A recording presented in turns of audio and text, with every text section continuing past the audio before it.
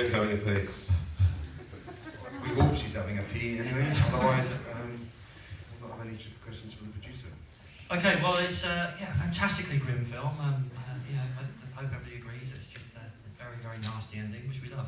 Just wanted to ask you first, Elliot. What came first? Was it the story or the form? Was it I want to make a found footage film? Did you have the story first, or did it both come together? How did it work?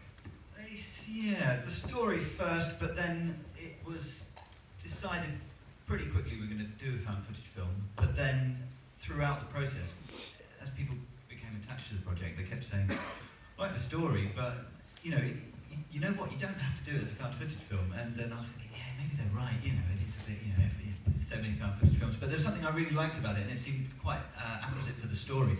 But yeah, every single time someone came and said, I don't know, maybe think about doing it like a real film. But it just became more and more the kind of the idea.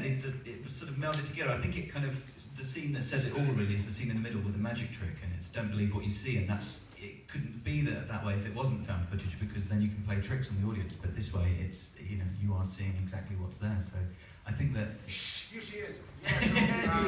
It's alright, Joe. I don't think anybody noticed that. So yeah, basically they're kind of wedded now together, the concept and the story. Okay, and just want to talk a little bit about how you shot it. First of all, you had a great location there for the church. Did you have that in mind beforehand, or was that somewhere you had to scour and find? Well, there was actually a church that I'd seen in Dartmoor. It's an amazing looking church called Brentor, and that was one of the germs of the idea of the kind of. It looks so amazing. It's on the top of the crest of this hill. It just got such an amazing profile, and it kind of thought, well, that would be great to sort of do a film in a haunted church. So we looked into shooting there, but it proved to be impossible. It's quite funny because when you get up close, it's literally it's probably like half the size of this stage. So it just wouldn't be very scary. So we scouted around and looked around for different places. Lots of churches are quite clean. They've sort of been nicely restored. So this one, it just felt it was the last one when I was looking for scouting that day, and it just sort of had that. It was in the absolute middle of fucking nowhere. It was brilliant, wasn't it? It was really spooky. Yeah, exactly. Well, it's called West Orwell. It didn't even have a village attached to it, did it? It was like on its own. Buddhist temple. The little Buddhist centre, hence that improv about the Buddhists. But it was just really tucked away in the middle of nowhere. And what we found out when we were sort of got the location, and there was the history of the church, and actually it kind of matched the story pretty similarly, and it said there's a sort of ring of oak trees around, which means that they sacrifice children. Something like that. But I think that they said that they think that sort of Anglo-Saxon Druid worship would have gone on there on this hill. I mean, hills are magical places, people. Well, and the caves as well. The caves were actually Chislehurst Caves, which are a lovely historic point of interest. You should go check them out. But that was actually our costume designer had been there weirdly, like years before, and as soon as he got the script, he said, "Have you thought about the Chislehurst Caves? They're in Kent, and it's a train ride from London. It'll be easy." And so we went there, but was it easy? Because these things never are they? It never is. No, was it? Yeah, well, it was easy for the fucking producer, sure. Yeah. Like cushy trailer. It wasn't quite so easy for the actors scrubbing around in the chalk caves and the shit. Yes, we must take doff our caps to the. So obviously with the shooting of it, you have actors with cameras attached. Now I don't know how much of the footage that they actually shot is in there, and how much you restaged. The cameras weren't attached. Yeah, I mean the sort of prop cameras were, but we thought about it, didn't we? At first, why don't we just shoot it as with actual cameras, because they were practical and they did work, but it wasn't controllable enough. So we had a DOP, a very, very capable DOP. Rob does a nice reenactment of what it was like. We did. It was Eben Bolter's DOP, as a camera operator as well, and we would discuss when we would block the scene and stuff. We would discuss who would be holding the camera. Sometimes he's holding it like on our shoulders, and there's a little pair of eyes painted on the camera, like not painted, but like a little like a photocopy of some eyes kind of thing on the side of the camera for us to for the eye line. Because obviously you can't look straight down the barrel, otherwise you'd have all run out after about 5 minutes. And also it's not quite right because obviously the camera's supposed to be here, so you're just looking just off down the lens. So some eyes on there. We discussed, if it's just us sitting in a chair, then he's just going to sit here with the camera. It's perfectly normal, perfectly fine. But if we start moving about too much, then he has to either just follow us. But when it gets to running about and jumping over fences and generally fucking about in the countryside, it becomes a little bit more tricky. Or driving cars. Or driving cars, right? So I noticed there's still a couple of shots in the movie, but there's quite a lot in the rushes where I'm driving and I look around to Gordon, and he's in the passenger seat. At that point, I'm driving the car, doing dialogue, and operating the camera. That's in no And way rolling true. a cigarette. And rolling a cigarette, yeah, That's in no with way my true. car. Sorry? So that's in no way true if anyone from our insurance companies. No, exactly. So, I mean, for the actors, when you're doing a found footage film, you know, do you have to get into a different kind of headspace because it's found footage and it's, you know, it's supposed to be more Well, kind of real? apart from anything else, as a cameraman performing an illegal act most of the time when Well, you're yeah. acting, so that's not entirely pleasant. Well, actually, at times it was quite pleasant, but it wasn't. Yes, you do. I mean, the fun about found footage is that you're sort of always in the moment. It's you're also a member of the audience, so you know there's a lot of you know improvising, working around what we're doing and stuff like that, which is it's a really nice environment to work in as an actor, I've got to say. Albeit sometimes it's a bit uncomfortable. So, but because it's found footage, you can come in and out of scenes, you can keep going. I mean, all the stuff in the car, most of that stuff, there was no script, it was just we're in the car going to locations, so we put the camera on, filmed him talking shit. But most of the time, I've been very rude about the very nice village where we were filming, as I noticed. You know, and there's lots of that. So you sort of feel like you are contributing as well as being a kind of a mannequin, which is great, and it's great fun.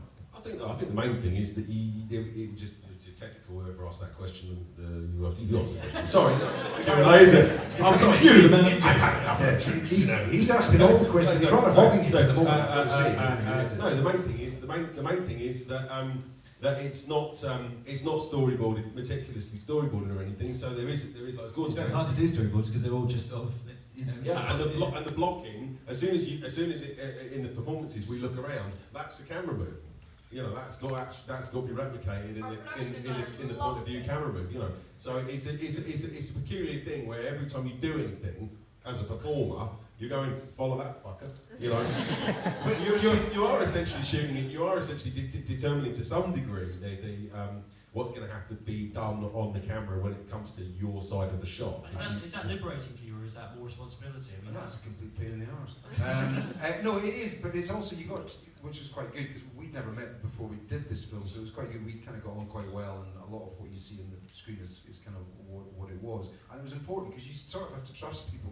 Because if you block it, if I just decided to have a sort of a moment where I'm staring off into the, you know, very meaningfully off into the sunset, it means he's not going to be shot at all, and that's not really very fair. Yeah, Although at times, don't get me wrong, I was tend to do tempted. this a lot in my performance. Oh, like this. You're really going to look at your lap the whole time? Yeah. Looking in the mirror. Character definitely would do that. Yeah. Luckily, I was You much go. bigger than him, so ultimately we managed to work it beautifully with a bit of bullying. It was fun. But it was a bit like unlearning how you normally make a film, wasn't it? Yeah, it's a kind of new way of doing Our it. DOP was quite distraught because his typical we hired him because he does handheld work incredibly well, and throughout the film he kept saying he had to unlearn how to shoot because it was so unpredictable. He can't judge his lens. You know, we were on one lens for predominantly the entire film, and so he couldn't light properly because who knows where the fuck we're going to be looking because these guys do something different. Yeah, and also he likes to keep the camera steady as he can normally. If he's doing handheld, it's about how steady you can keep it. And Whereas you this know, is saying, you know, naturalistic and yeah, moving and running about. frame so it a bit it's all weirdly, but not too weirdly. a bit of an adventure. We actually, a couple of times, we would link belts. Yeah. Like, we belt to belt. You can show it on Stephen. Like Use this. Stephen. So we'd be linked, going like this, and I'll be running around going, oh, down here, Deacon, down here. No, this way. No, right down this way. just fucking with him, just yanking him about the set, just like a tit, you know. And there's a lot of that going on. Well, I'd like to open the questions up to the audience. If anybody has a question, I'm sure there must be some out there. Yes, here. I thought the film was really good, by the way, and the performances were really nice. Thank you. Thematically, for me, it seemed a lot to do with almost the Nietzschean theory that God is dead, with the whole juxtaposition of the really ragged church and the kids, and with them going with the high technology that you were putting around the place. Is that something that's personal to you, like this sort of religious connotation Yeah, kind of. I think that personally, growing up in London, I sort of just know lots of people. I suddenly realised I didn't really know anyone that was actually religious. It was quite a weird thing because I don't, if you listen to Radio 4 in the morning, I've thought for the day every morning, and it just seemed like it was a different culture. And so yeah, it's interesting to tackle that because obviously there's people who, actually the people that kind of the most straight people in society are the kind of religious people, and they're the ones that believe in the craziest stuff, really. So it was, it was interesting to tackle that. And as you say, yeah, maybe God is dead, maybe that God, but there's other gods and there's older gods to explore. It's I thought it was really interesting. I was thinking that throughout, and it was sort of confirmed in my head when the priest sort of said, when he broke out in the church and said, I don't believe in this monogam, that's all this superstition. That's sort of why I thought. Yeah, conversely, the techie bloke, i.e. me, is going, I really want this to be true. I really want this to be true. Can this not be true? This would be awesome if it was true. God, this would be really exciting, wouldn't it? And these two fuckers are just going, yeah, well, so not so much. Yeah, but it's about the process of faith. I mean, these guys are so involved in the process of disproving faith that they just don't believe it, and the cynicism where they bring into it, I think, is quite authentic. Because they've got all the time, there's people cutting kids open, there's people throwing, you look into the history and it is extraordinary because there's money in those hills for churches and people like that. So they are very cynical and in a sense, they've both, in very different ways, lost their faith. Because faith is about belief, it's about a leap of faith, and because they are constantly disproving people trying to make that, it makes them cynical themselves, which is why it's a nice turn when Rob suddenly starts believing it. And Deacon, to a certain extent, he kind of wanted to, so he sort of latches onto it. He definitely thinks there's something happening he can't explain, whereas the other guy is just saying no, because he's lost his faith. It comes back to as to why we shot it as a found footage film as well, because the whole found footage genre, found footage, discovered footage, first person camera, whatever you want to call it, is based on the fact that the audience needs to accept that what they're seeing is real. And we, if we filmed this a different way and we'd filmed those christening scenes or anything else, and the audience had thought, oh, well, that's a bit hokey because it's being filmed as though it's actual and it's a big cinema screen thing versus being filmed as found footage, it causes you to wonder, well, is it meant to be that way or is it actually faked? And it worked for us to that extent, I think. But yeah, I didn't want it to be. That was the one thing we talked about this before, and Jen, that it's like if you watch a film like The Exorcist, you have to sort of make an assumption almost right from the off that we believe in God or the devil is a real thing. Otherwise, the film doesn't make any sense. And I wanted something where you don't actually have to decide. You can be unsure throughout. Basically, I didn't want it to be something either for A, non-believers or B, believers. I just didn't want to sort of be judgmental, really. Can I just say that we actually don't die at the end? So get ready for the Borderlands 2. Bell end balls up. Yeah, talking about sequel. Does anybody know it's out there? Has anyone said, I've got this great idea? Well, I have quite a lot. Is it based upon Father Ted type?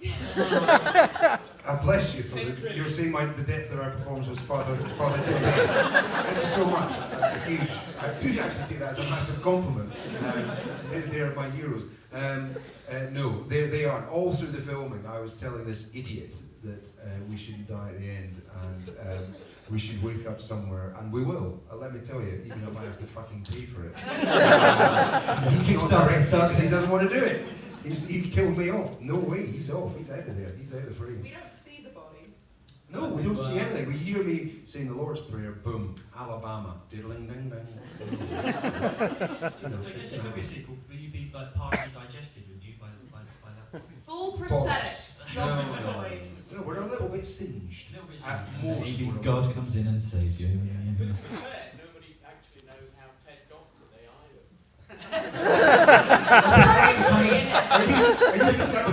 Are you from the Irish Film Board? Okay, we'll make it there. Give us the money, we'll do it. Whatever. Okay, any more questions? There was one over here, yes. Usually with improvisation in films, especially with a lot of humour involved, seems to tend to end in bickering, but your film didn't do that a lot. Was that like a conscious decision not to end? because So we only just one cut person out was the mic. speaking in every scene. In real life, I don't know if you it noticed didn't that, but it really was a work. monologue. It wasn't actually a duologue. No, well, it's the editor and the director as well. I mean, they know when it cut it off.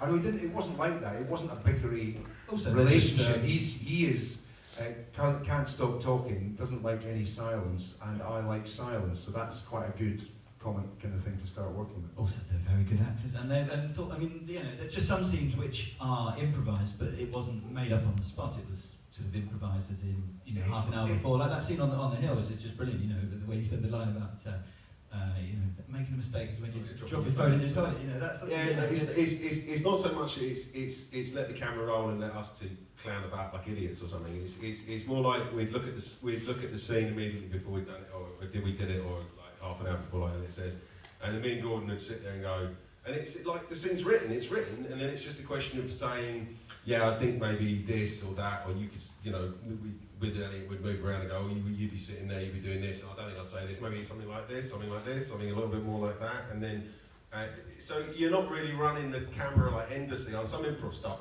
that I've done, or particularly stuff I've cut, I cut the shoulder thick a bit, and on that they just go endlessly, like endless takes of shit. You know, I mean, it's great. It's Peter Capaldi, yakky, and it takes like Does it just go on and on and on? and they shoot for like each takes like an hour and a quarter. It just goes on endlessly, and it's just him in a close up. Just endlessly, just on and on and on, just for ages. Yeah, no, but suffice it to say, it's not like that. It's like the scene, the script. How funny that it ended in bickering, isn't it? Yeah, fuck you, Gordon. No, the scene might be 2 pages long, and the scene that we shoot so it's still 2 pages long. It's just different words, you know. But essentially, the meaning of the scene's the same, and the duration of the scene's largely the same, and the relationships are the same. So we don't really let it descend into chaos like it can do, you know. Good. Okay, I think a couple more questions because we've got to wrap it up. Yes. Yeah. A little bit. Yeah, I did 15 minutes. No, I researched miracles more, which was really, because there's only about 10 miracles in the last 100 years have been accepted as real miracles by the church, which is quite an interesting statistic. And there's a list you can see on one of the Catholic websites, which shows you all the ones that are pending, and there are still miracles pending from 1903. I suspect that they're not going to go.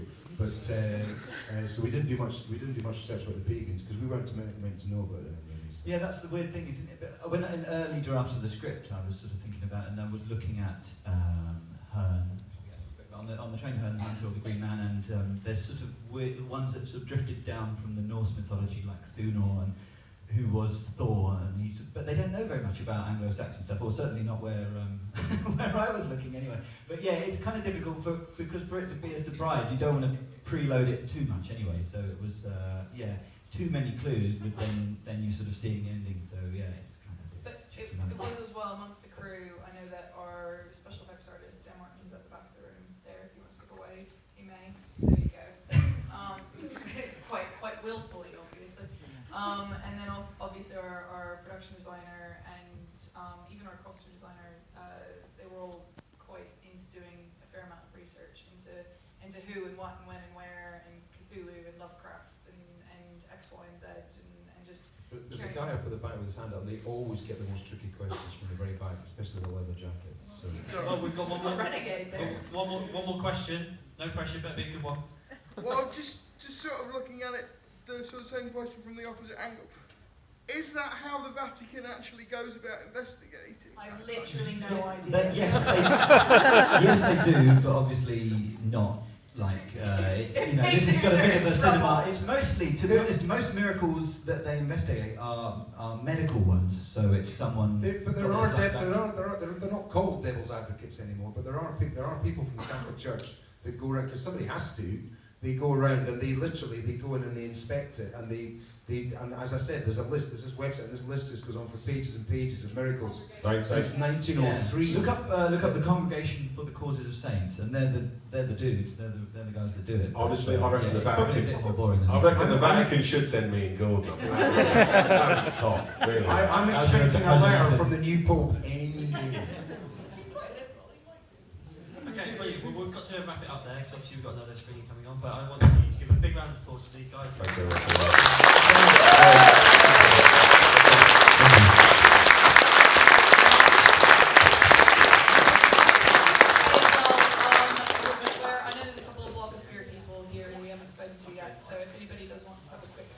that. I can probably arrange that as we're here all evening, and they'll just be in the bar, so I'd like to drag them out occasionally.